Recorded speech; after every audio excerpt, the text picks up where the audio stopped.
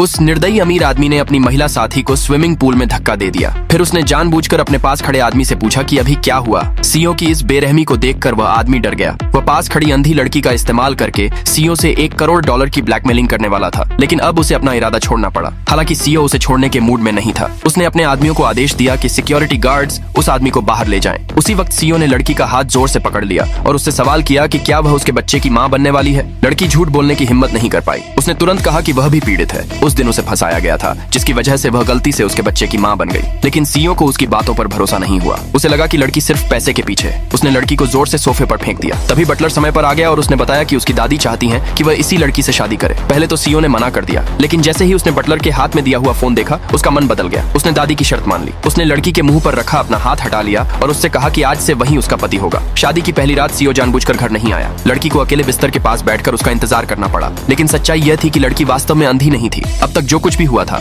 वह सब उसी की योजना का हिस्सा था। दूसरी तरफ सीओ ने अपने असिस्टेंट से लड़की की हाल की गतिविधियों की जांच करवाने को कहा। उसे पहले से ही शक था कि लड़की अंधी नहीं है। जब वह घर लौटा तो उसने लड़की को नौकरानी से कहते हुए सुना कि वह उसे बहुत पहले से जानती है। नौकरानी ने पूछा कि उससे मुलाकात कैसे हुई थी। लड़की ने बताया कि अपनी आंखों की रोशनी जाने से पहले उसने एक पेंटिंग देखी थी। वह पेंटिंग उसी सीईओ ने बनाई थी। उस पेंटिंग को देखते ही वह उससे शादी करना चाहती थी। ये सुनकर सीईओ कमरे में आ गया। उसने नौकरानी को बाहर भेज दिया और लड़की से पूछा कि सिर्फ एक पेंटिंग देखकर वह उससे शादी क्यों करना चाहती थी। लड़की ने पेंटिंग की खूबसूरती का वर्णन करना शुरू किया। उसी समय सीईओ ने चुपचाप एक पेन उठा लिया। वह परखना चाहता था कि लड़की सच में अंधी है या नहीं।